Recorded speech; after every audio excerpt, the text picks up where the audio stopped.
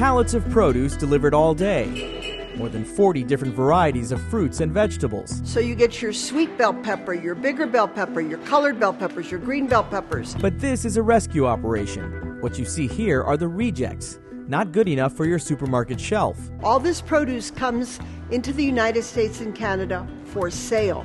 Why something didn't sell is consumer driven. Inside this warehouse in Nogales, Arizona, not far from the Mexico border, a unique food bank has been giving produce a second chance. We were able to save between 30 and 40 million pounds of produce annually from going to the dump. Each year, more than 120,000 trucks cross this border, carrying about $2.5 billion worth of fresh Mexican produce to the North American market.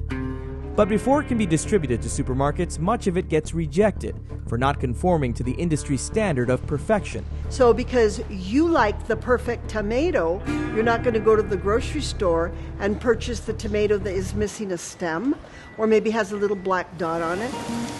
Millions of tons of rejected produce end up dumped in landfills, something that has broader implications for the environment.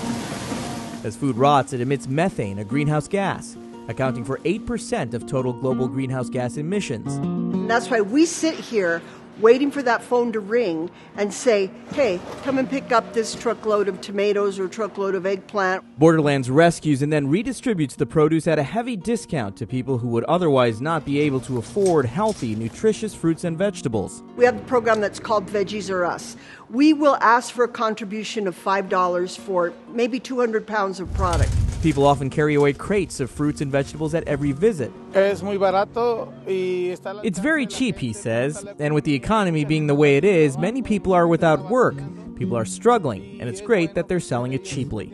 Most of the produce that comes through here is perfectly good to eat. It may not be so pretty, a little battered and bruised, like this organic red grapefruit, for example, but anything that doesn't get distributed by the food bank, they make sure doesn't go to waste.